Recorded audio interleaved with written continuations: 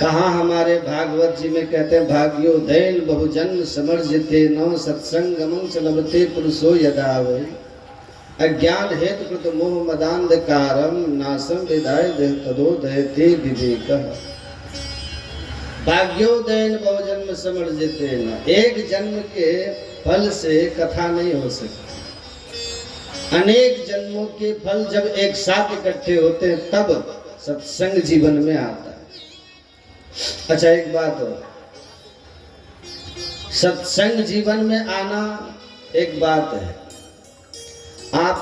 आपका सत्संग में जाना एक और बात है। पर सत्संग जो जीवन में आ रहा है या आप जिस सत्संग में जा रहे हो उसको भली भांति अपने जीवन पे लागू करना ये विशेष बात।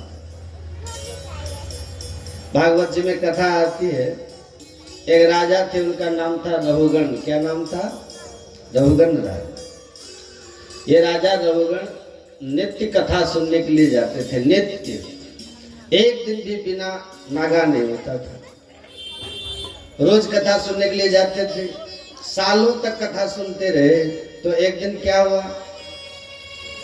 कि ये राजा है, महाराजा है, इतने गांव इतने शहर इनके हैं, बस में आते हैं, इतनी इनकी संपत्ति है, इसका अभिमान तो इनको रहता ही था, इसका भी अभिमान इनको होने लगा कि मैं नित्य कथा सुनने जाता। और लोग प्रसिद्धि में इस बात को ये स्वयं बुलवाते थे कि सबको बताओ कि मैं नित्य सत्संग करता हूं, एक दिन भी नहीं छोड़ता। तो फिर उनके जीवन में एक भरत जी महाराज आए, जिनका जड़ भरत नाम पड़ा। ऋषभ देव भगवान के 100 पुत्रों में प्रथम पुत्र भरत जी, और वही जब अपने तीसरे जन्म में प्रकट हुए तो उनका नाम हुआ जड़ भरत। कभी काल शरीर रहता है पंडाल में, मन चला जाता है घर है। सही बात है। तो श्री जड़ भरत जी महाराज ने जाकर के इनका ये मान दूर किया कि भाई तुम कथा सुनने जाते हो, इसका भी तुमको अभिमान है। इसका मतलब क्या? तुम कथा में जाते हो पर कथा में पता सत्संग तुम्हारे जीवन में नहीं आता, इसलिए तुमको अभिमान हो रहा है, मान हो रहा है।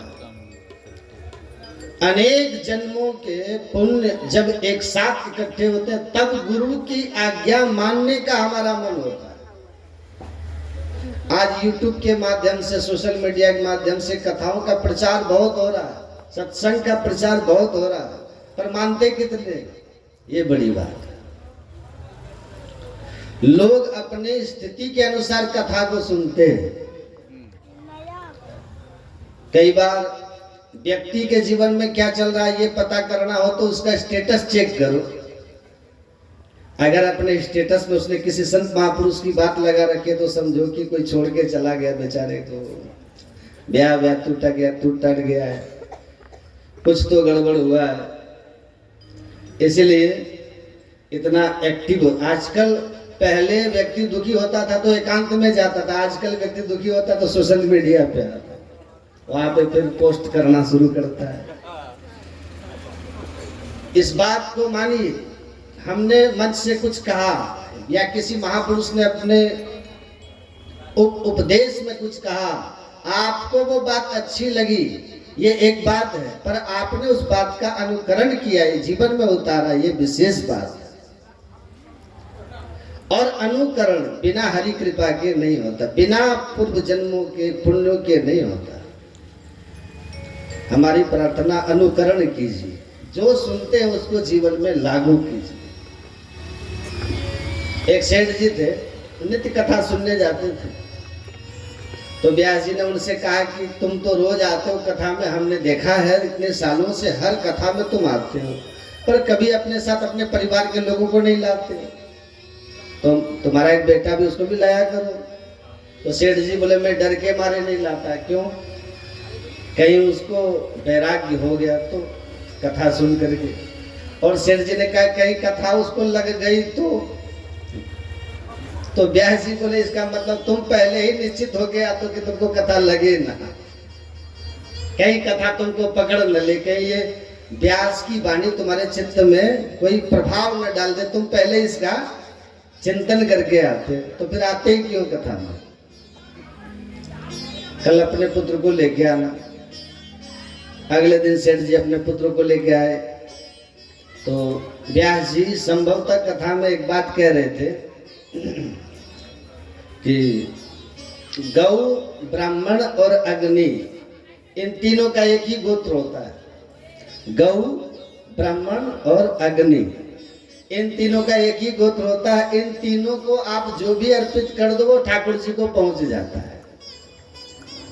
सेठ जी का पुत्र बैठा बैठा सुन रहा था, उसने कहा बहुत बढ़िया बात बताई महाराज जी ने, गौ, ब्राह्मण और संत, इन तीनों को जो भी प्रदान करो वो ठाकुर जी को पहुंच जाता है। अगले दिन वो बालक कथा में नहीं आया, पर चूने की दुकान थी, अपने दुकान पे जाके बैठा तो एक गाय आ गई दुकान में। गाय आकर के दुकान में जो दाल चावल आदि सब रखे थे सब खाने लगी। सेठ जी का पुत्र बोला बहुत बढ़िया, भगवान के पास जा रहा है, सब लेते जाओ, इसी को देते जाओ। सब खवा दिया उसने।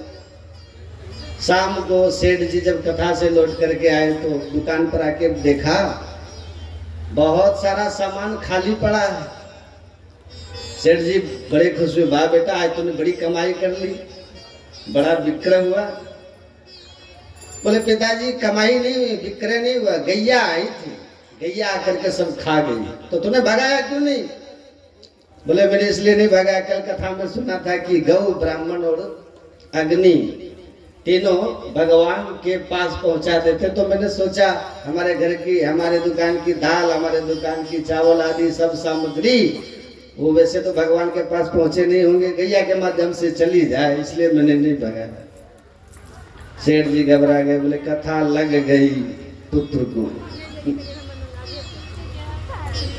कई लोग इसी डर से कथा में आते भी नहीं कि कहीं हमें लग न जाए, कहीं हमारे जीवन पर उसका बहुत विशेष प्रभाव न हो जाए। नहीं, सत्संग सुनना एक बात और उसका जीवन में पालन करना ये विशेष बात है। यहाँ एक बार कथा कराने को हम मानते हैं कि भाग्योदयन बहुजन्म समर्जितेन, अनेक जन्मों के भाग्योदय होते हैं, तब कथा का क्रम, कथा जीवन में आती है। खूब बढ़िया लगा, बहुत होती है प्रसन्नता। गुरु न सस्यात्, स्वजनो न सस्यात्, दैवम न तस्यात्, जननी न तस्यात्। बहुत सुंदर श्लोक है और इस श्लोक में यही बात बताई जा रही है कि किसका त्याग करना चाहिए और किसको स्वीकार करना चाहिए। बहुत ध्यान से सुनिए। तो त्याग की बात जब आती है तो उसका त्याग करो जिसके जीवन में आने से ठाकुर जी दूर हो जाए, और उसको स्वीकार करो जिसके आने से ठाकुर जी जीवन में आ जाए। गुरु न सस्यात्, स्वजनो न सस्यात्, पिता न सस्यात्, जननी न सस्यात्, दैवं न तस्यात्, न पतिश्च तस्यात्, नमोचै समुपेत मृत्यु। बहुत ध्यान से सुनिएगा। आप लोगों ने इतनी कथा सुनी, चले आपकी थोड़ी परीक्षा लेते हैं।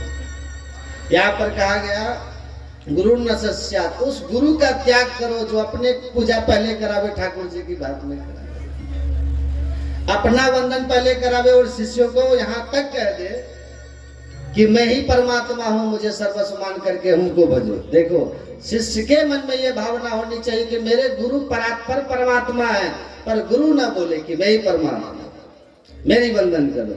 शिष्य के मन में तो ये भावना होनी चाहिए कि मेरे सर्वस्व मेरे गुरु हैं, पर गुरु कह करके बोल दे मैं ही पांडुरंग हूं, मैं ही विठ्ठल हूं, मैं ही बिहारी जी हूं, मैं ही राधा रमण जी हूं।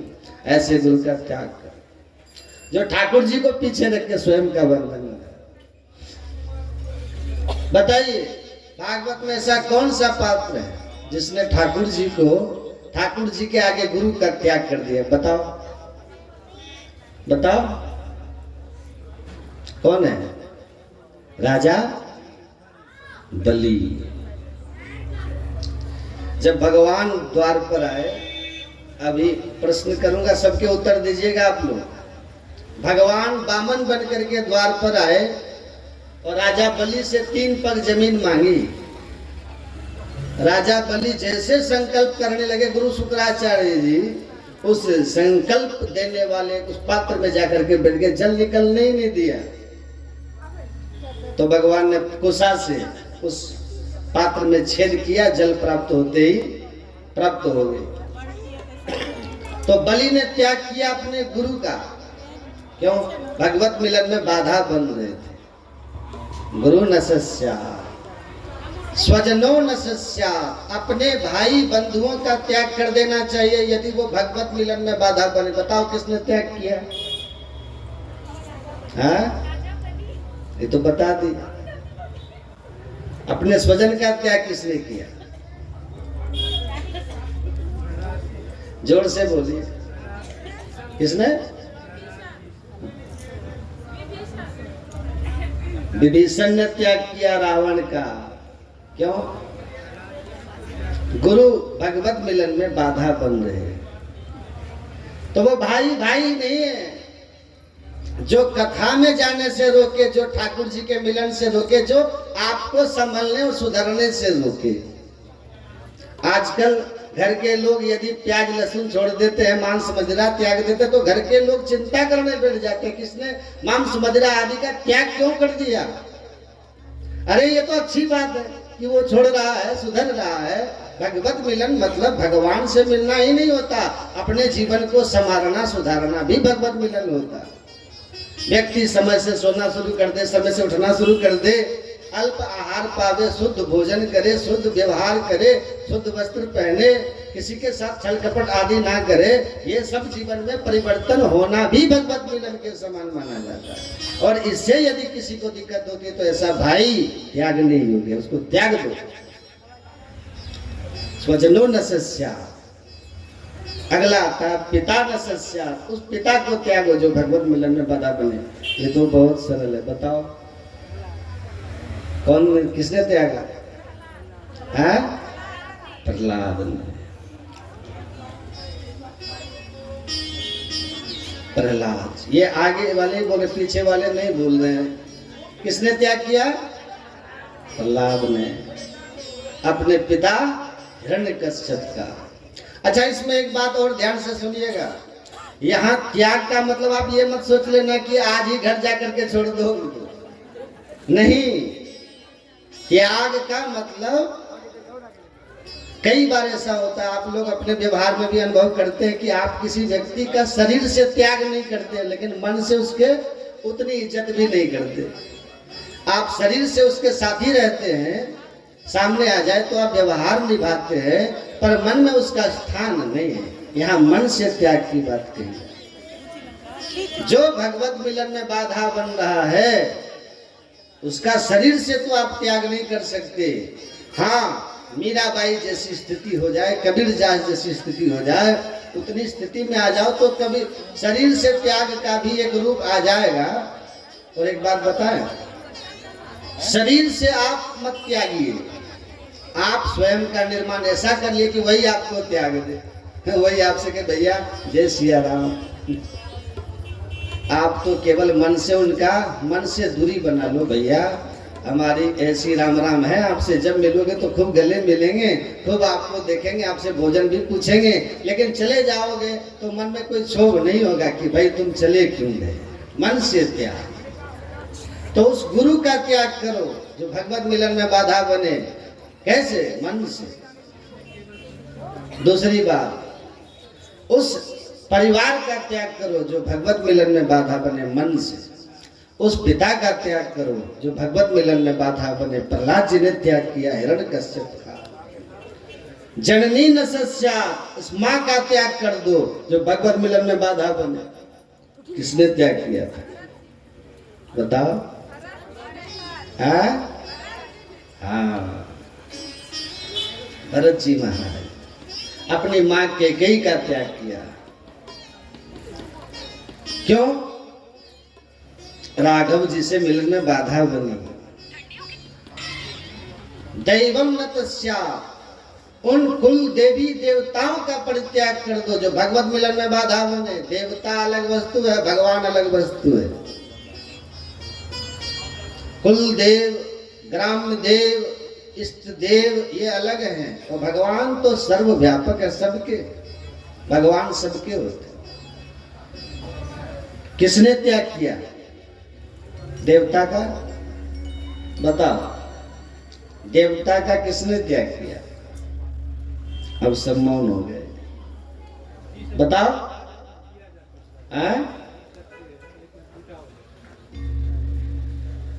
उत्तर नहीं। कथा सुनते हैं बहुत आप लोग। ब्रजवासियों ने त्याग किया, किनका? इंद्र का। कब त्याग किया? जब भगवान गिरिराज पूजन के लिए गए हैं और वहां इंद्र ने आक्रमण कर दिया ब्रजवासियों पर, तब गिरिराज पूजन के समय पर ब्रजवासियों ने देवता का त्याग किया। क्यों? भगवान से मिलने में बाधा बन रहा है। दैवम न तस्या न पतिस्य सस्या। देखिए, उस पति का त्याग करो जो भगवत मिलन में बाधा बने। किसने त्यागा? बताओ, हैं? किसने? ब्रज की गोपियों ने। जब रास का समय आया और रास के समय पर भगवान ने वेणु का नाद किया है, तब वही गोपियां अपने अपने पतियों को छोड़ करके गई हैं रास करने के लिए। पतिस्सस्या। और कई पतियों ने तो अपनी पत्नियों को कमरे में बंद कर लिया कि तुम जाके तो दिखाओ कैसे जाओगे। तो उन्होंने अपने शरीर से आत्मा का त्याग कर दिया, शरीर छोड़ करके आत्मा रूप धारण करके भगवान से मिलने को पहुंची। पतिस्सस्या पत्नीश्चस्या। उस पत्नी का त्याग कर दो जो भगवत मिलन में बाधा बने। बताओ, किसने त्याग किया? पत्नी का त्याग किसने किया? बता, कोई नहीं बता।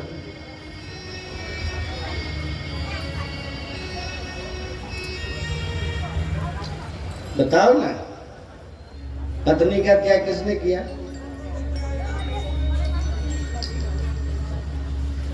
गोस्वामी तुलसीदास जी महाराज ने त्याग किया अपनी पत्नी का। क्यों?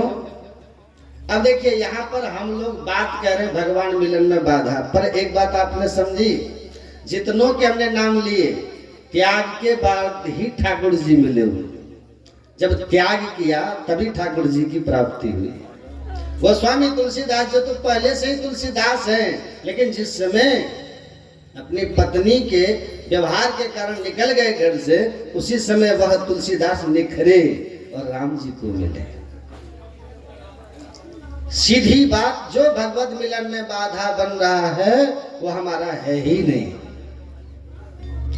पति वही, बहन वही, भाई वही, पिता वही, पत्नी वही, माता वही, स्वजन वही, गुरु वही, जो हरि सो मिलावे। भगवान करे हमारे भारत में जितने राज्य हैं, जितने प्रांत हैं, जितने शहर हैं, सब जगह की राजनीति निभाने वाले राजनेता ऐसे हो जाए कि उनके राज्य में, उनके प्रांत में, उनके नगर में, उनके गांव में संत जनों का आगमन होता ही रहे, वैष्णव जनों का आगमन होता ही रहे। समझ जाइए कि एक दिन इतने संतों के आगमन के प्रभाव से ठाकुर जी को भी उस प्रांत नगर गांव में आना पड़ेगा। हमारे यहाँ भक्तमाल जी कहती है कि महादेव एक जगह को प्रणाम करते हैं, तो पार्वती जी पूछते आपने इस स्थान को प्रणाम क्यों किया? तो महादेव कहते देवी, भविष्य में इस स्थान में कभी कथा होगी, इसलिए मैं इस स्थान को प्रणाम कर रहा। सोचिए, जहां कथा होती है वक्ता की प्रधानता नहीं है, वहां श्रोता की प्रधानता नहीं है, यजमान की प्रधानता नहीं है, प्रधानता है ये जो पोथी सामने विराजमान साक्षात कृष्ण स्वरूप है। ये ऐसे ही कहीं भी नहीं पहुंच जाती। आप कितना भी धन खर्चा कीजिए, कितनी भी व्यवस्था कीजिए, भागवत जी अपने आप चल करके अपने आप आपकी व्यवस्था से प्रसन्न होकर नहीं आते। इनको कृपा करने ये तो ही आएंगे। हम साल भर कथा करते, कितनी कथाएं ऐसी होती है, सब व्यवस्थाएं होने के बाद भी वो कथा नहीं हो पाती। क्यों? ठाकुर जी की इच्छा नहीं होती, ठाकुर जी की कृपा से हो गया। ये बहुत बड़ी कृपा है। बस ठाकुर जी ऐसी कृपा जैसे बंगाल में हुई है वैसे भारत के हर नगर पर हो जाए, वहां कथा होती रहे। यहाँ हम पहली बार कथा करने आए, पर यहाँ की स्थिति ऐसे हो जाए कि हर 1-2 महीना में कोई न कोई कथाकार, सब भारत के बड़े बड़े संत महापुरुष यहाँ पधारे, और ऐसे राजनेता या ऐसे प्रथम व्यवस्था प्रमुख यदि किसी नगर में होंगे तो ये हो जाएगा, ये संभव हो जाएगा। एक राजा की कथा मुझको याद भी आ रही है, पर उनका नाम याद नहीं आ रहा है। एक राजा थे ऐसे, उन राजा ने, एक राजा की तो कथा चलो जिनकी याद नहीं उनका कल बताएंगे, पर एक राजा तो आपके ये मध्य प्रदेश है ना, ओरछा के राजा जिनका नाम था मधुकर शाह। क्या नाम था? मधुकर शाह। मधुकर शाह राजा ने तो ओरछा के परकोटे में अपनी सेना लगा रखी थी, और सेना के हाथ में कोई तलवार नहीं, धनुष बाण नहीं, कुछ नहीं। हाथ में एक थाली दे रखी थी जिसमें चंदन, रोली और दीपक है, और दूसरे हाथ में माला है। पूरी सेना के लोग हाथ में दिया और माला लेकर के खड़े रहते थे, और दूरबीन लगा करके दूर दूर देखते रहते थे। ओरछा के परकोटे में यदि कोई भी संत महापुरुष दिखते थे, उनको आज्ञा थी दौड़ करके जाना, सबको तिलक बंधन कीजिए, माला पहनाइए, दक्षिणा रखिए, और अंत में निवेदन कीजिए, समय हो तो भीतर पधार करके राजा को आशीर्वाद दीजिए। यदि समय न हो तो वो वहीं से प्रसाद पाके प्रस्थान करें। 24 घंटे ओरछा के परकोटे में एक रसोई सिद्ध होती रहती थी, जहाँ पर पूरी दाल चावल आदि सब बनते रहते थे, और मार्ग में आने जाने वाले संत वैष्णवों के प्रसादी चलती रहती थी। ऐसे राजा मधुकर शाह कृपा करके राम राजा सरकार, ऐसे राजा जिस नगर में होंगे, ऐसे सेवक जिस नगर में होंगे, जिनके कारण संतों का आगमन भर जाए, जिनके कारण संतों का आवागमन, कथाओं का होना प्रारंभ हो जाए नगर में, तो भगवान को आना पड़ता। मधुकर शाह पर कृपा करने के लिए श्री राम राजा सरकार आकर के वहां विराजमान होकर, आज भी श्री राम जी वहां विराजमान है।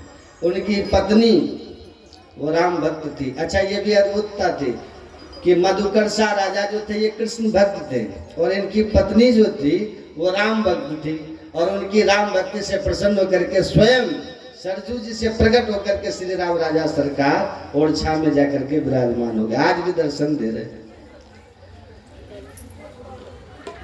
तो धन्य है आप सब लोग।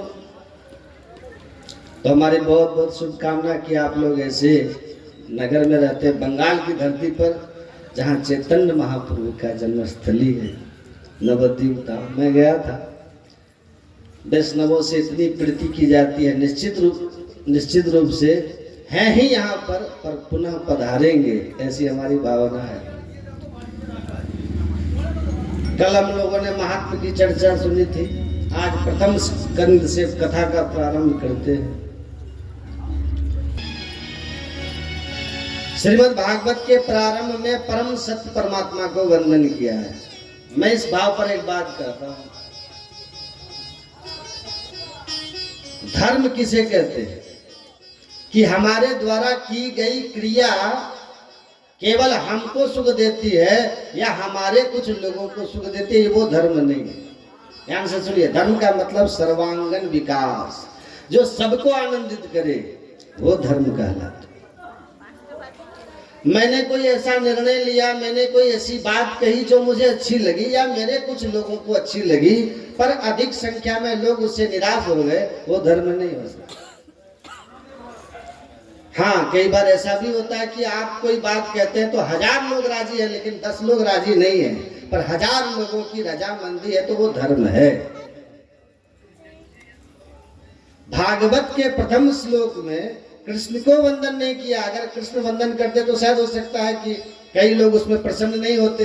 राम वंदन करते तो भी उसमें कई लोग प्रसन्न नहीं होते। किसी अन्य देवी देवता को वंदन करते तो उसमें शायद कुछ लोगों के हृदय को ठेस पहुंचती, हमारे देवता का नाम नहीं लिया या हमारी देवी का नाम नहीं लिया। सबकी आस्था के केंद्र अलग अलग है। तो वेदव्यास जी महाराज ने भागवत के प्रथम श्लोक में ऐसी वस्तु को वंदन किया जो सबको प्रिय है। इसलिए भागवत पूजनीय है। और वो ऐसी वस्तु क्या है? सत्य। क्या है? सत्य। वेदव्यास जी महाराज ने कृष्णम परम धीमहि नहीं कहा, रामम परम धीमहि नहीं कहा। वेदव्यास जी महाराज कहते हैं मैं भागवत के प्रथम श्लोक में परम सत्य को वंदन करता हूं। सत्यम परम धीमहि, परम सत्य को वंदन करता हूं। अब सत्य ऐसी वस्तु है जो सबको स्वीकार है। संसार में ऐसा कोई नहीं जो सत्य का आस्वादन न करना चाहता हूं। सबको सत्य प्रिय होगा। ऐसा तो कुछ है नहीं कि किसी व्यक्ति को असत्य में, अरे अत्याधिक असत्य बोलने वाला व्यक्ति जो सुबह से शाम तक केवल झूठ ही बोलता रहता है, उसकी भी जब सुनने की बारी आती है तो वो भी सत्य ही सुनना चाहता है। नमोस्तुते व्यास विशाल बुद्धे। इसलिए भागवत जी के रचयिता श्री वेदव्यास जी को प्रणाम किया गया। क्यों? क्योंकि उन्होंने भागवत के प्रारंभ में सत्य को वंदन किया। अगर सत्य को वंदन किया है तो मैं ये बात भी खुल के इस मंच से कह दूं, भागवत सुनने का अधिकार केवल हिंदुओं को है, ऐसा नहीं है। श्रीमद् भागवत सुनने का अधिकार मुस्लिमों को भी है। भागवत सुनने का अधिकार क्रिश्चियनों को भी, अन्य जाति मजहबों के लोगों को भी है। क्यों? क्योंकि भागवत में कोई धर्म विशेष की बातें नहीं है। और धर्म का मतलब हम क्या समझते हैं? धर्म का मतलब हम लोग समझते हैं ये हिंदू धर्म है, ये मुस्लिम धर्म है, ये ईसाई धर्म है, ये वो धर्म है। ये नहीं, ये सब प्रैक्टिसेस हैं। बाकी धर्म का मतलब सबका कल्याण, सबके साथ भलाई, सबके साथ अच्छा व्यवहार, ये तो सब जगह होता है। मूल धर्म का मतलब जो सबको प्रिय लगे वह धर्म कहलाता है। हमारे भारत के वो भूतपूर्व और पूर्व राष्ट्रपति रहे APJ अब्दुल कलाम, है तो वो मुस्लिम, लेकिन क्या किसी संत शंकराचार्य ने उनको वंदन नहीं किया? सबने उनको स्वीकार किया, सबने उनसे प्रेम किया। आज भी उनका नाम किसी सभा में लिया जाता है तो सभा पूरी आनंदित हो जाती है। जो उनके कार्यों से अवगत हैं, जो उनके व्यक्तिगत स्वभाव से अवगत हैं, सब प्रसन्न हो जाते हैं। जात पात पूछे नहीं को, हरि को भजे सो हरि को। व्यक्ति का स्वभाव, विचार और क्रिया अगर उनमें शुद्धता व्याप्त है तो व्यक्ति की जात नहीं पूछी जाती थी, व्यक्ति का मजहब नहीं पूछा जाता था। वो व्यक्ति प्रिय हो जाता, सबका प्रिय हो जाता। व्यक्ति की क्रिया, स्वभाव और विचार यदि दूषित होते हैं तो पूछा जाता है कौन है? बोले वो है। अरे रे रे रे, ऐसा तो सब ऐसे ही होते हैं, ये तो सारे इस कौम के सारे लोग ऐसे ही होते हैं, पर ऐसे बात बना दी जाती है। फिर अपने विचारों से, अपने क्रियाओं से, अपने स्वभाव से यदि आप पवित्र हैं तो ये जाति के बंधन को आप अपने आप तोड़ देते हैं, उससे आगे निकल जाते हैं। सत्यम परम धीमहि, ऐसे परम सत्य को हम प्रणाम करते हैं। श्रीमद् भागवत में सत्य को वंदन किया। एक बात बहुत ध्यान से सुनिएगा, हमारे शास्त्र आज्ञा करते हैं सत्य बोलो, पर कैसा सत्य बोलो? बोले प्रिय सत्य बोलो। सत्यम प्रिया प्रियम प्रिया, जो प्रिय लगने वाला हो ऐसा ही सत्य बोलना चाहिए। जो किसी को अप्रियता का अनुभव कराता है वो सत्य को बोलने के लिए भी मना किया गया। अब इतना तो आपको अधिकार, इतना तो आपको समझना पड़ेगा कि सत्य कहाँ बोलना है, कैसे बोलना है, कितना बोलना है। कई जगह पर सत्य नहीं भी बोलना चाहिए, मौन रहना ही अच्छा होता है, पर कई जगह पर सत्य बोलना चाहिए, पर प्रिय लगने वाला सत्य बोलना चाहिए। अब किसी के लिए आप अपनी बेटे का आप संबंध लेकर के गए, अब उनकी पुत्री आपको पसंद नहीं आई, मान लो किसी कारण से नहीं आई, अब आप वहां पर अगर सत्य बोल देंगे कि आपकी कन्या ऐसी है, हमको अच्छी नहीं लगी, हमको उसका रूप अंग अच्छा नहीं लगा, या तो फिर ये सत्य बोलना अच्छा है? नहीं। वहां पर आपको सत्य तो बोलना है, लेकिन प्रिय होकर के बोलना, ऐसे तरीके से बोलना है कि उनको बुरा ना लगे। ये सत्संग सिखाता है कि सत्य कहाँ, कितना और कैसे बोलना चाहिए। कई जगह पर सत्य बोलना भी घातक हो जाता है। प्रिय सत्य बोलो, जो सबको प्रिय लगता, जो सबको अच्छा लगता। नहीं असत्य संपातक पूंजा, गिर सम होहि की कोटि के गुंजा। असत्य समान पाप नहीं है। श्रीमद् भागवत में लिखा है, नहीं असत्यात् परो अधर्मः, असत्य से बढ़कर के दूसरा अधर्म नहीं। भागवत में लिखा, अधर्म न दूसर सत्य समाना, रामचरितमानस कहता है। इसलिए राम धर्म की मूर्ति है। प्रकट हुए जब रघुवंश में, जिनके विषय में कहा गया रामो दुर न भाषते, रामो दुर ना विभाषते। राम 2 बार नहीं बोलते हैं, मतलब एक बार बोल दिया तो फिर बदलते नहीं। अपने वचन की जहां कीमत है, जो अपने वचन की कीमत समझता है, जिसकी वाणी हमेशा सत्य ही बोलती है,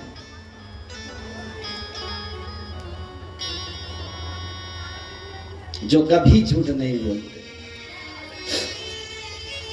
जो सत्य ही बोलते हैं, फिर उसकी वाणी में वो सत्य के चलते ऐसा बल आ जाता है, ऐसी शक्ति आ जाती है कि फिर वो जो बोलता है वो सत्य हो जाता है।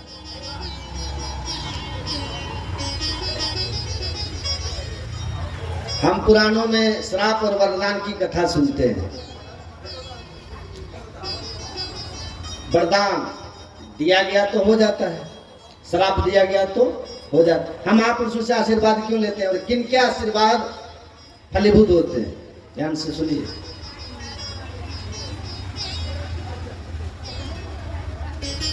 जिसने सत्य रूपी तप किया है, सत्य वाणी का तप है। किसका तप है? मौन मन का तप है। वाणी से मौन रहना ये वाणी का तप नहीं है, सत्य ही बोलना। और वो सत्य ही बोलना मतलब आप शब्दों के कैद खाने में सत्य को कैद करने की कोशिश भी मत कीजिएगा। सत्य वो है जो कल्याण कारक है, सत्य वो है जो शिव है, सत्य वो है जो सुंदर है। अब वो सत्य सुंदर ढंग से बोलना, सत्यम शिवम सुंदरम। श्रीमद् भागवत में वाणी का स्वास्थ्य, वाणी का स्वास्थ्य। क्यों, आपकी तबीयत ठीक है? आप स्वस्थ हैं? बोले हाँ एकदम ठीक, कोई बीमारी नहीं। आपकी वाणी स्वस्थ है? वाणी तो किसी बीमारी से ग्रस्त नहीं है। स्वस्थ वाणी किसको कहते हैं? ध्यान से सुनना। बोले 4 चीजें जिसमें हो, सत्यम सुष्ठु मितम मधुर। एक तो वाणी, उसमें सत्य हो, झूठ न हो। दूसरी बात, वो सत्य भी सुष्ठु हो, सुंदर हो। सुष्ठु मतलब सुंदर। सत्य भद्दा नहीं होना चाहिए।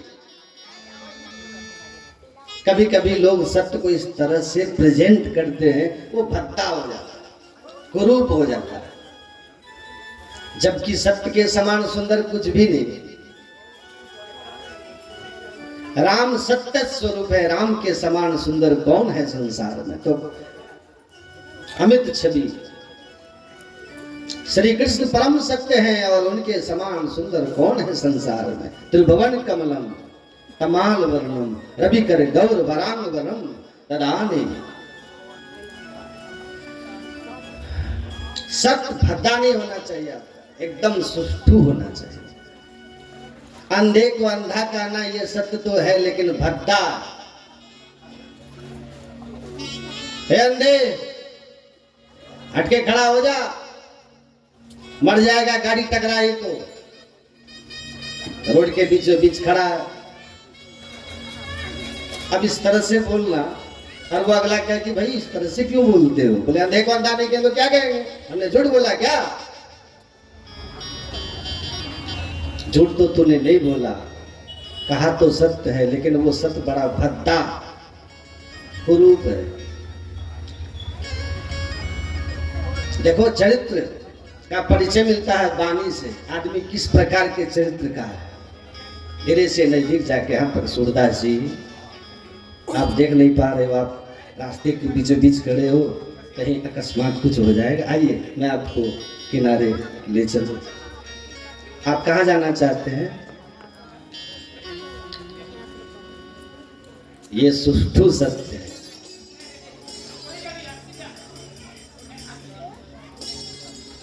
सत्यम सुष्ठु मितम,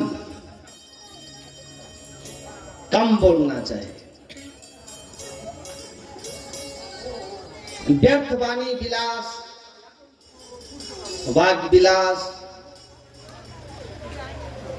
ये उचित नहीं। बहुजल, श्रीमद् भागवत के महात्म्य में कथा आती है कि आत्मदेव ब्राह्मण की पत्नी जो थी धुंधुली, कल सुने ना, वो बहुत जलपिका थी। सुराज गृहती शिव, घर के काम काज में, संसारिक व्यवहार के काम में कुशल थी धुंधुली। कृपणा, कलप्रिया, बहुजल्पिका आदि आदि शब्दों में धुंधुली का परिचय है। चरित्र, किसका चरित्र कैसा? मितम, कम बोलना, जितना आवश्यक है उतना ही बोलना चाहिए। अनावश्यक क्यों बोले हैं? कई लोग हमसे बोलते हैं, अच्छा वाक्पात सुक्त पात से भी भयंकर है। वाक्पात बोलने में बहुत एनर्जी जाती है। एक आंख एनर्जी के, ये आंख खर्च होने की इंद्रियां हैं, एनर्जी खत्म होने। आंख से बहुत आपकी एनर्जी आउटफ्लो। इसलिए आपने देखा होगा, जब आंख बंद करते हो, ध्यान करते हो, तो आपकी एनर्जी, आपकी ऊर्जा बचती है। जब आप सो जाते हैं, प्रकृति आपको सुला देती है, इतना घंटा आंख आपकी बंद रहती है, आपने एनर्जी सेव करी। सुबह में यू फील एनर्जाइज्ड। आंखों से बहुत ऊर्जा बाहर होती है, खर्च होती है। और दूसरा, वाणी से बहुत खर्च होती है एनर्जी।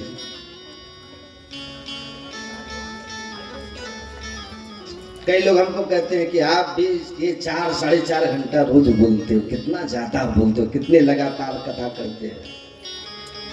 व्यर्थ का नहीं बोलते हो, ये सकारण बोलते हो। यही तो भगवान की वांग्मयी पूजा है। बाकी वाले समय में जितना हो सकता है बोल लो।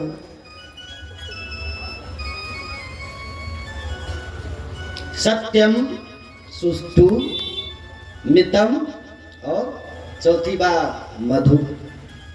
मधुर, मधुर बोलना।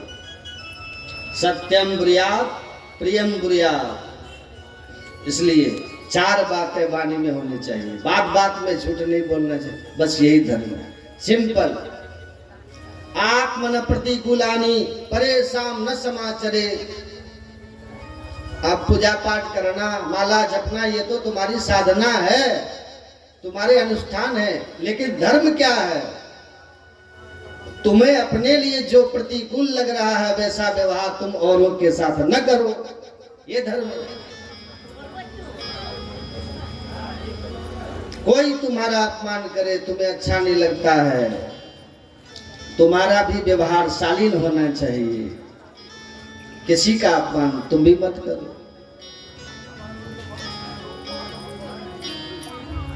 ये धर्म है। तो हमें अपने लिए जो चाहिए वैसा ही व्यवहार औरों के साथ करना, यही धर्म है। इतनी सीधी सादी बात सब समझ लीजिए। ऐसे परम सत्य को हम वंदन करते हैं, प्रणाम करते हैं। भागवत के द्वितीय श्लोक में विषय, अधिकार, संबंध और प्रयोजन की बात कही गई। सबसे पहला, भागवत का विषय क्या है? जिस कथा को सुनने के लिए आप लोग जनवरी में आए हैं, इस कथा का नए साल में आप सुनने आए हैं कथा को, इस कथा का विषय क्या है? ध्यान से सुनिए। धर्म प्रोचित के तवोत्र परमो निर्मत्सराणां सतां वैद्य वास्तवमत्र वस्तु शिवदं तापत्रयोन्मूलनम्। श्रीमद्भागवते महामनुकृते किंबा परिश्वरः सद्यो हृदयवरुध्यते तकृतिभिः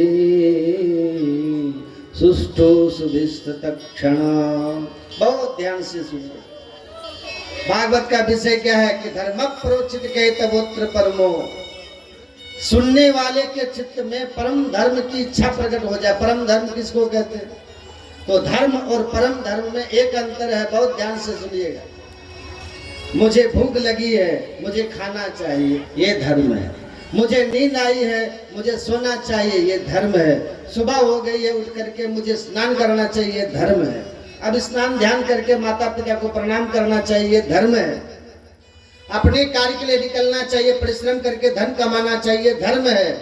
यश कीर्ति वैभव इन सब के लिए मुझे प्रयासरत रहना चाहिए, धर्म है। मानव कल्याण, जीव कल्याण, परिवार कल्याण की विचार चित्त में आनी चाहिए, ये सब धर्म है। तो फिर परम धर्म क्या है?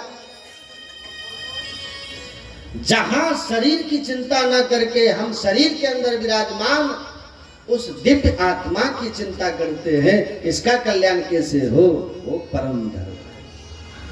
अभी आप शरीर का चिंतन करते हो, उसको सुलाते हो, खिलाते हो, नहलाते हो, धुलाते हो, चलाते हो, धन कमाते हैं, सब काम शरीर से करवाते हैं। यश कीर्ति वैभव आदि सब शरीर के लिए करते हैं। लेकिन जब शरीर की चिंता समाप्त हो जाती है और अंतस्थ विराजमान उस दिव्य आत्मा की चिंता शुरू हो जाती है, इसका कल्याण कैसे हो? अब मैं 28 वर्ष का हो गया, अब मैं 30 वर्ष का हो गया, अब 40 मेरी उम्र हो गई, अब मैं 45 का हो गया, 50 का हो गया, क्या मैं भी केवल हंसता खेलता कार्य करता, दुख सहता, धन कमाता, गरीबी देखता हुआ एक दिन मैं भी मर जाऊंगा? मृत्यु आवे उससे पहले मैंने अपने इस चित्त का कल्याण क्यों नहीं किया? ये चिंतन जिस दिन से आपके चित्त में प्रारंभ हो जाए, समझ जाओ वही परम धर्म है। जहां आपको देह की चिंता होती है, अपनी आत्मा की चिंता ज्यादा होती है, वो परम धर्म है। आत्मा की चिंता होने वाले व्यक्ति के स्वभाव कैसा होता है पता है? सुनिएगा। आप नवदीप धाम से किसी के यहाँ प्रसाद लेकर के गए, कहा भैया हम नवदीप धाम से आए हैं, ये देखो बिहारी जी का प्रसाद है, भगवान का प्रसाद है।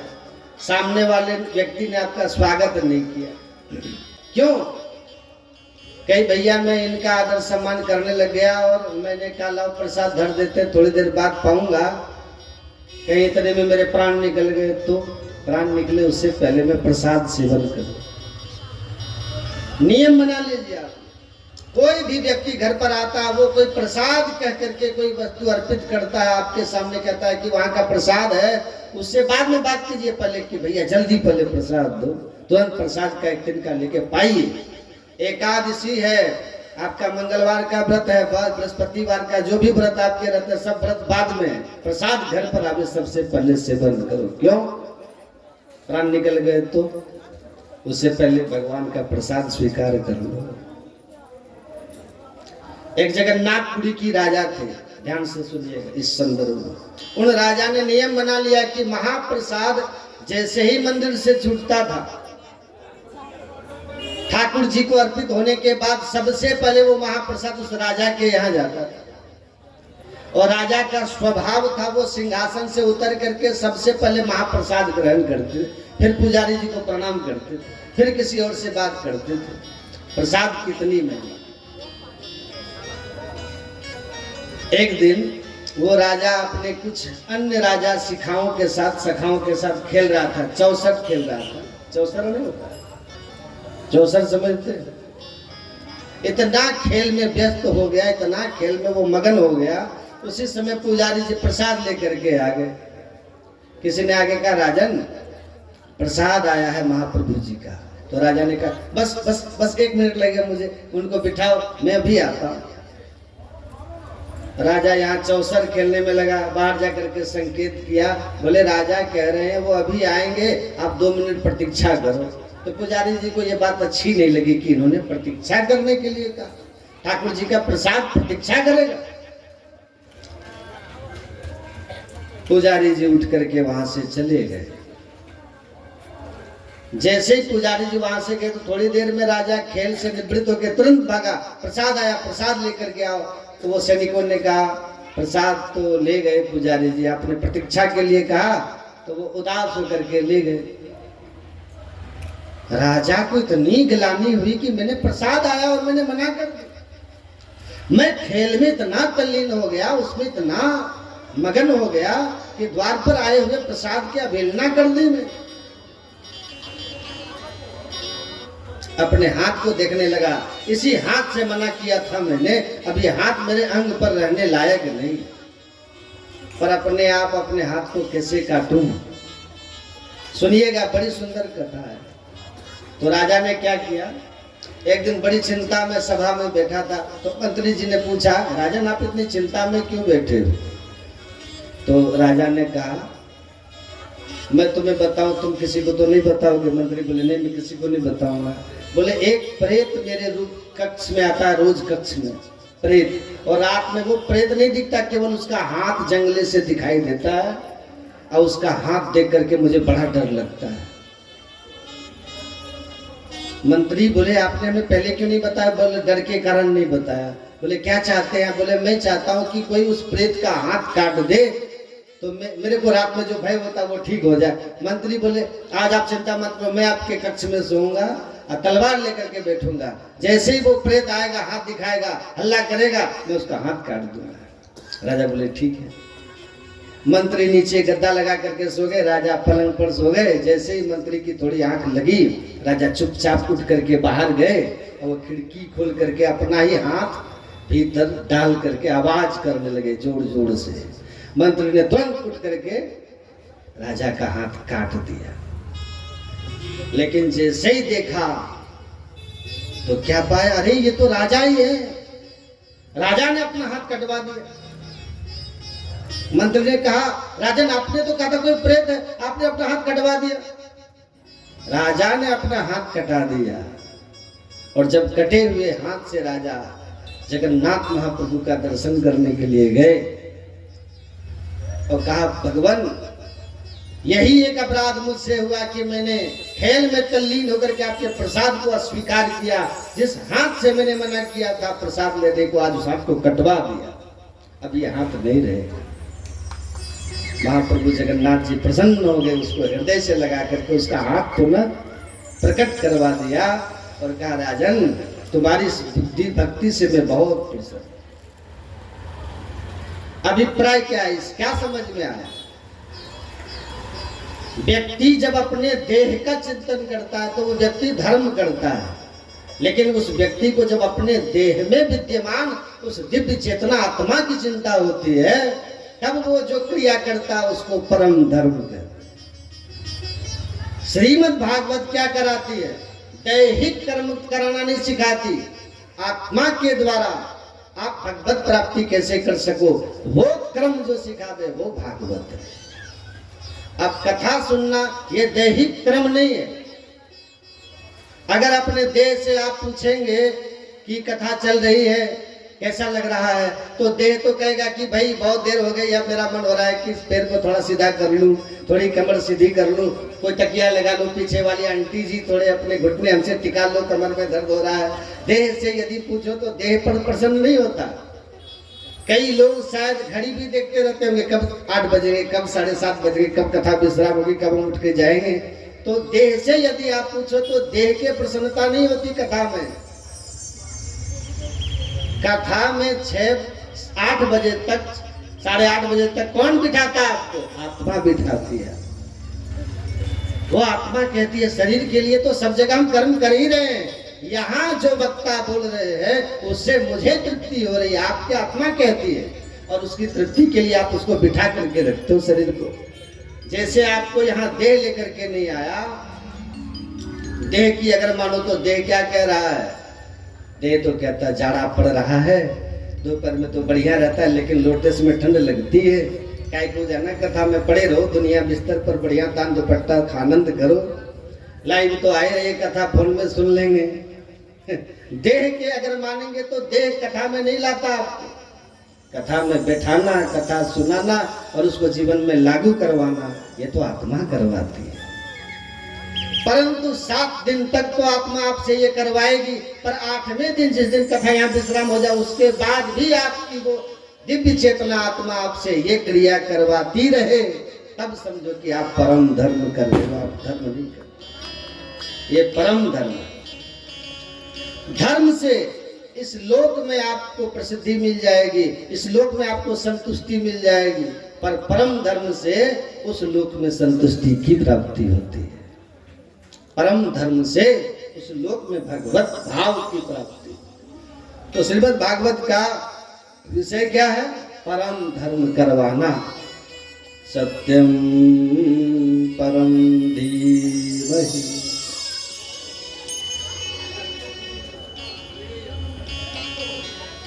ये श्रीमद् भागवत का प्रथम श्लोक है। अब मूल में हम प्रवेश कर रहे हैं। श्रीमद् भागवत में 18,000 श्लोक हैं, 335 अध्याय हैं, 12 स्कंद हैं। प्रथम श्लोक का मंगलाचरण बड़ा चमत्कारिक है।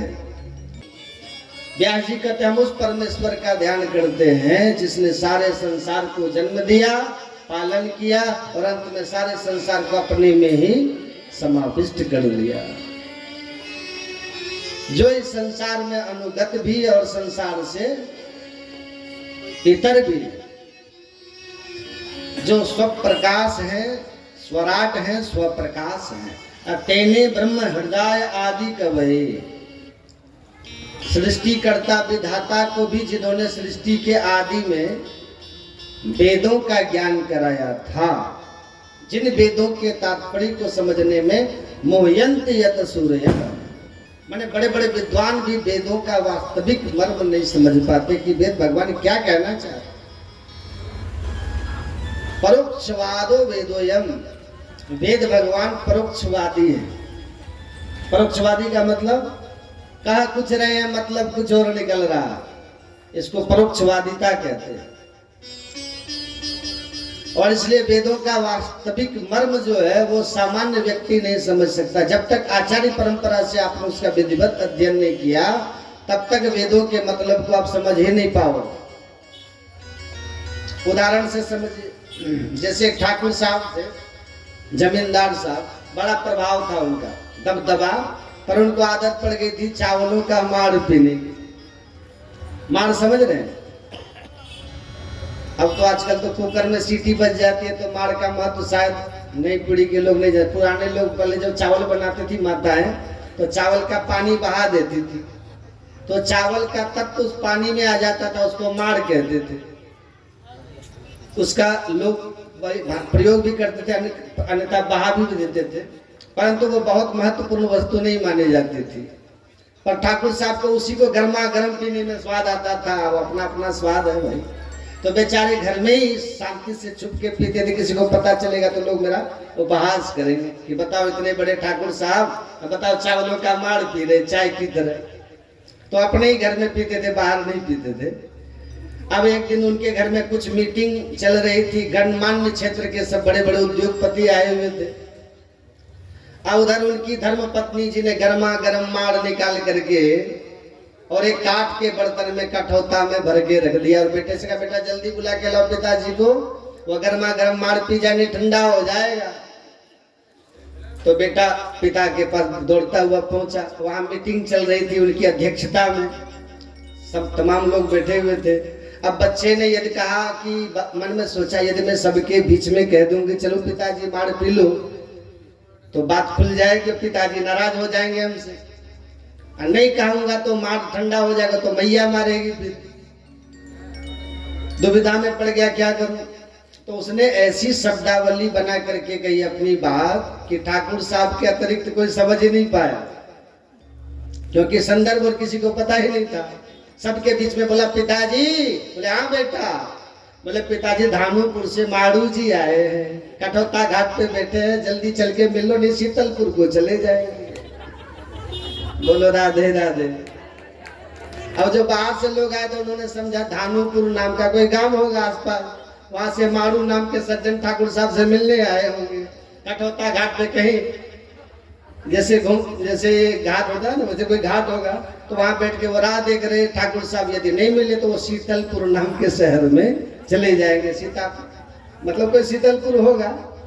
तो बाहर के लोगों को यही अर्थ समझ में आया, पर उसका जो असली अर्थ था वो अकेले ठाकुर साहब ही समझ पाए कि धान से उत्पन्न चावलों का माड़ निकला, काट के कठौता में धरा है, जल्दी चल के पी लो नहीं तो ठंडा हो जाएगा।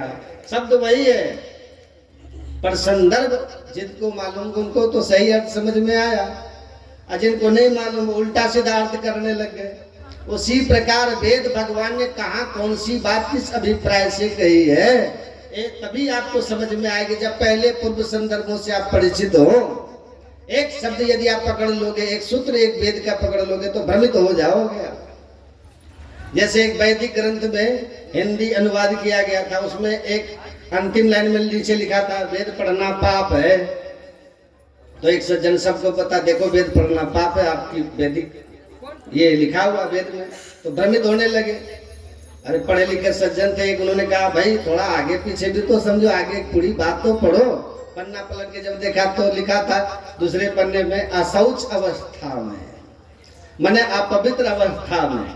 तो आपने इतना तो पढ़ा दिया कि वेद पढ़ना पाप है, आगे भी तो देखो अशौच अवस्था में, माने अपवित्र अवस्था में वेद पढ़ोगे तो पाप लगेगा। तो जब तक संदर्भ आगे पीछे का ठीक से पता न हो तब तक बात समझ में नहीं आती और लोग भ्रमित हो सकते हैं। इसलिए अल्पज्ञ व्यक्ति जब धर्म शास्त्र पढ़ने लगता है तो सरस्वती माँ आँख कांपने लगती है। यह मूर्ख हमारे शब्दों का कहीं विकृत अर्थ न कर दे, उल्टा सीधा अर्थ न कर दे। जैसे आपका ऑपरेशन होने वाला हो, डॉक्टर साहब आके कहे भैया जी आराम से लेटे रहना, मैं जिंदगी में पहली बार ऑपरेशन करने जा रहा हूँ। आप सोचिए सुन करके आपको कैसा लगे। इस अनाड़ी को सबसे पहले हमें ही मिले तो अल्पज्ञ व्यक्ति से डर लगता है। उसी प्रकार माता सरस्वती भी डरती है जब अल्पज्ञ व्यक्ति शास्त्र पढ़ दे।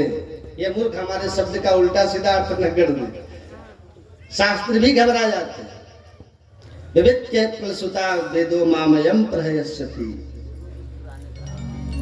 इसलिए मोहयंती यत सूरयः, वेदों के तात्पर्य को समझने में विद्वान भी व्यामोहित हो जाते हैं। तेजो वारि मृदम यथा विनिमयो यत्र सर्गो मृषा। जिस परमात्मा की सत्य सत्ता के प्रभाव से यह सत्य जगत भी सत्यवत प्रतीत होने लगता है। जैसे तपती धूप में आप सड़क पर जाओ तो आपको सड़क पर पानी भरा नजर आएगा, पर वो पानी की बूंद भी नहीं होती, केवल सूर्य की किरणों का भ्रम है।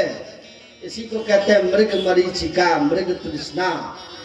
तो जैसे मृग तृष्णा का जल दिखाई पड़ते हुए भी झूठा है, ऐसे ये संसार दिखाई पड़ते हुए भी मिथ्या है।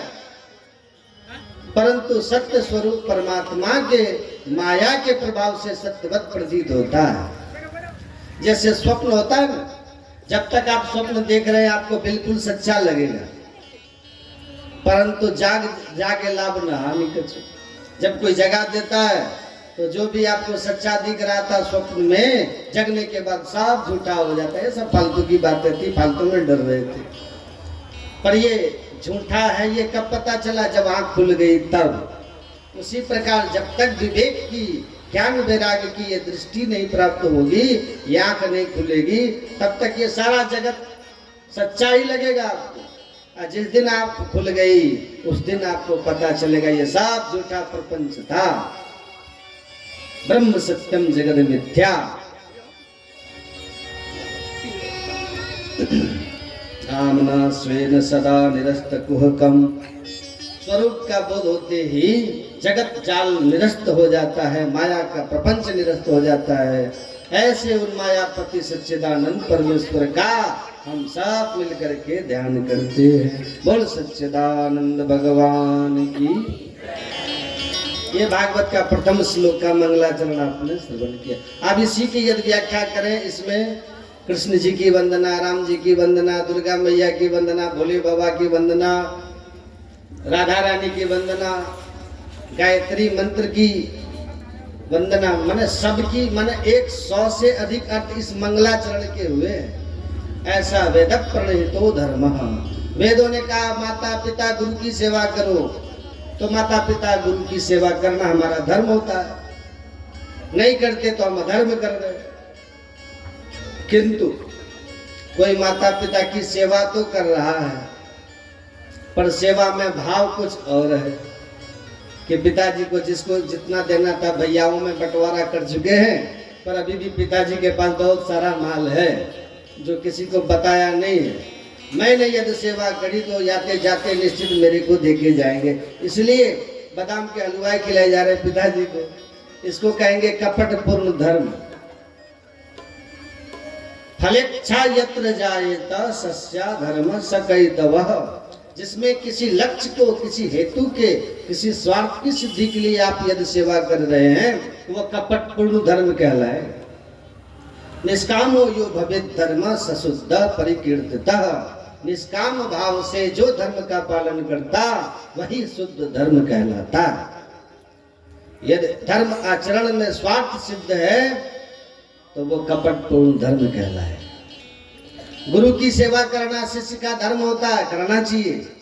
पर कोई चेला इसलिए सेवा में जुटा रहता है कि गुरु जी जाते जाते मेरे को चादर उड़ा के जाएं, और दूसरे को चादर एक कहीं उड़ा दी जीते जी, तो गुरु जी से कोई लेना देना, सेवा हमने करी, चादर उनको दे दी, तो ये कपटपूर्ण धर्म कहलाए। शिष्य का धर्म ही है गुरु की सेवा करना। वो चादर ओढ़ाए या न ओढ़ाए, चाहे किसी को दे जाए, पर हमारा जो धर्म है हम वो पालन कर रहे हैं। स्वार्थ सिद्धि के लिए यदि आप कर्म कर रहे हैं तो वो कपटपूर्ण धर्म कहलाता है। श्रीमद् भागवत में निष्कपट धर्म का वर्णन किया गया। भगवान का भजन करना जीव का धर्म है, भगवत प्राप्ति जीव का लक्ष्य है। संसार की कोई वस्तु, कोई कामना भगवान से मत रखिए। प्रभु हमारे हैं, हम प्रभु के हैं, इस नाते हम प्रभु का भजन करते हैं।